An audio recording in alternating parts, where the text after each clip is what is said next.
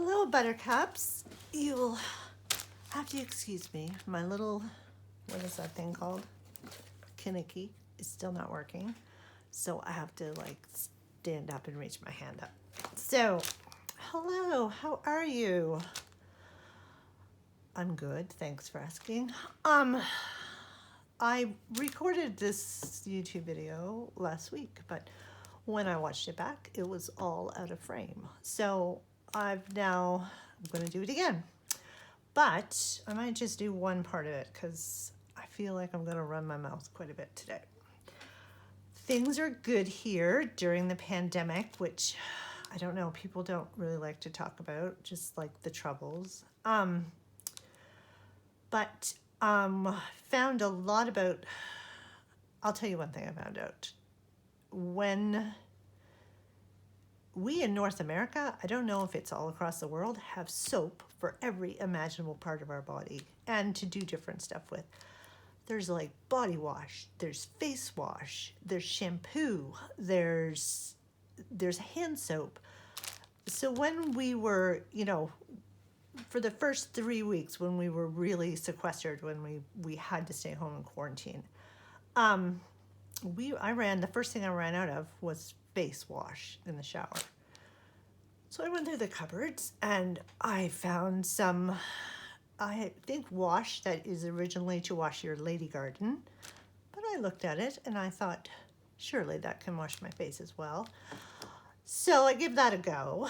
And then we ran out of body wash. So then my daughter, who is very environmentally friendly, she just had a big jug of dish soap, organic dish soap.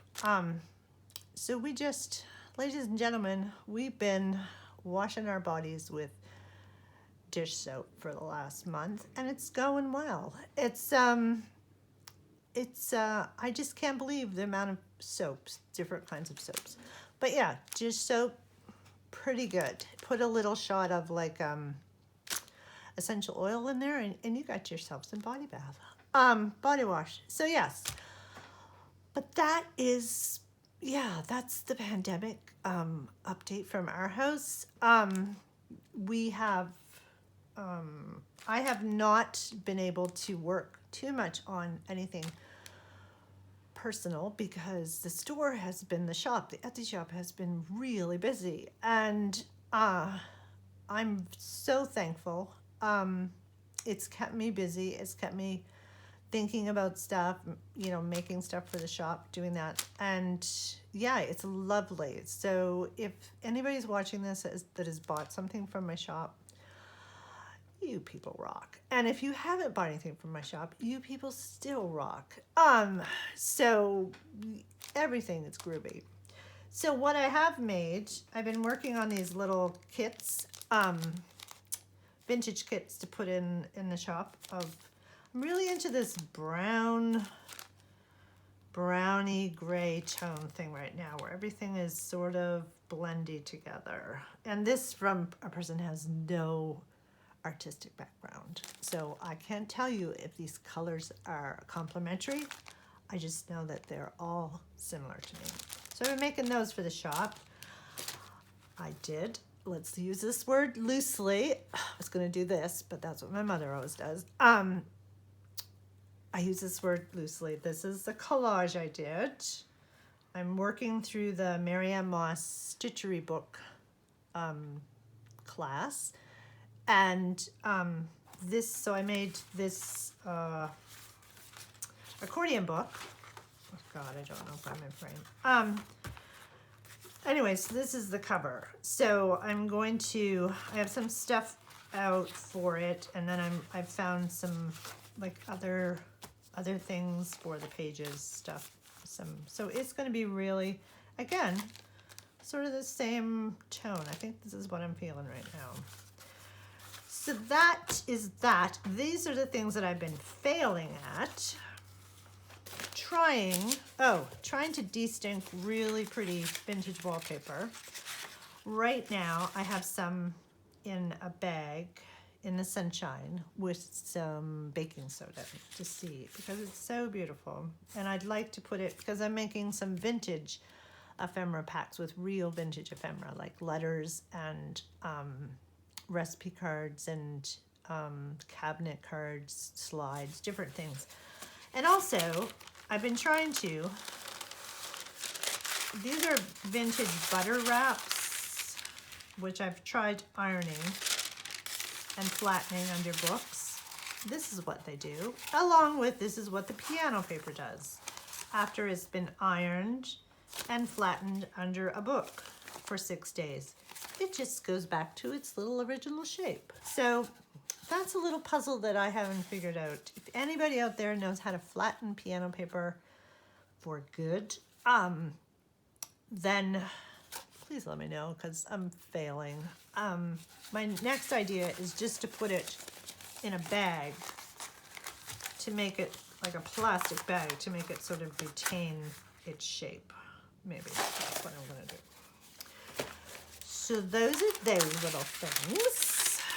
This is my rum. There's no teacup here today because these are serious times, and this is what we were going to call portion control, because this could go on all summer, and I can't go around all summer drinking a teacup full of rum a day. So rationing, or no, not rationing, portion control, because I haven't figured out how to make my own hard liquor yet. This is a card that I found that I made a long time ago, probably 12 years ago, which sort of explains to me why, because 10 or 12 years ago I owned a scrapbook store, why I shouldn't have owned a scrapbook store, because everybody else was making cards from Stampin' Up, very cute. They used those Copic markers. They were and I was just making this kind of stuff. So yeah, I think she's really sweet. So I'm gonna keep her out. And this is a picture of me that I found. I hope that this shows up. I was a flower girl at a wedding, and look at her. I just think she is so ready to pop a Valium and have a gin and soda, or gin and tonic or something. Maybe a margarita, I don't know.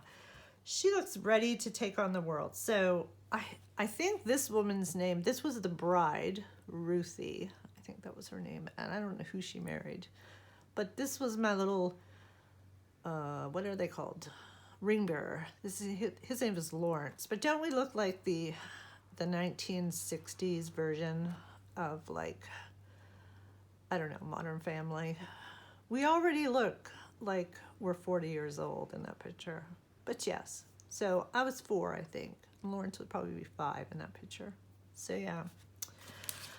So that's that. So what I'm going to show you today is my favorite thrifted finds.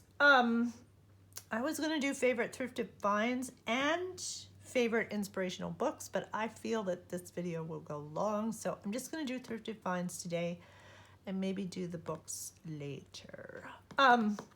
So Frukia at Quiet Rebel Journal, she finds the most amazing vintage things, and she did a recent video of her favorite vintage finds, so it inspired me to show mine. So let's start with something small. This little tin box that says Mother's Mending Box. It's pen and tire rubber, cut farm costs. It's, I'm assuming, quite old. I think it's English. Right now it houses shipping tags, which why not? So yes, that little box I very much like. It sits in on my desk in my bedroom, so I like it. Then, Jesus, let's move this rum out of the way because the next items are bigger. We'll just put everything over there. This was, I found this in the thrift store. This is one of those things where I go in the thrift store and I think, oh, Grampy died or Grammy died or somebody died, because there will be a whole lot of one thing. And one day we were in the thrift store, my daughter and I, and we found this. There were several of these, but we only bought one, which now I regret. It's like a crewel, I think it's called crewel work is what it's called. I don't know if you can see, but it's very three-dimensional. These little flowers are all puffed up. These trees are just beautifully stitched. And anyway, it's all hand stitched. And we didn't put it in a frame when we brought it home. We just hung it like this in the bathroom, and it's beautiful when you're in the bathroom to see that. So yeah, so that is one. This is one of my favorite thrifted finds. I don't know how you can see him, if I lay him this way or this way. Maybe a tiny bit culturally inappropriate, but I don't care. And ironically, he's a rum bottle, which, you know, I like the rum. He used to have, I'm gonna try to set him right here. He used to have like a little hat that matched his little kerchief thing he had on, but you know, over the years, when you have children and dogs and things disappear. So he doesn't have his little hat anymore, but I still love him. He sits on my bookcase in my living room, and I love him. So that's him. Then, see that? Did you hear that noise? I set a timer on the oven so that I wouldn't try not to go over 12 minutes. Well, that was 12 minutes. So I have two more thrifted finds. Okay, this guy is, now I'm hoping he's in frame. I'm hoping you can see all of his glory.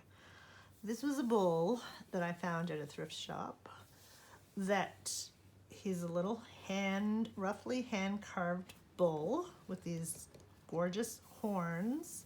He has little ears. Please let you be able to see this. Little nose holes. He hangs on the wall in my craft room, and I look at him when I'm doing stuff because he inspires me. He's a little worse for wear because he's, again, quite old. There is, of course, no maker's mark. I believe he's a one-of-a-kind old man kind of project that somebody made. But anyway, I adore him. So, yes, that is him. Try not to break him. Okay, and my last favorite thrifted find is, oh, I love this. This is a portrait that I found in a thrift store. This frame is wooden, but it has this veneer. I think they've put veneer or something on top of the frame. These people are everything. I just saw it and I was like, I'll be having that. And it inspired me because now what I do is I look for thrifted pictures of people like this, or hand-painted portraits, even really bad hand-painted portraits of people in the thrift store.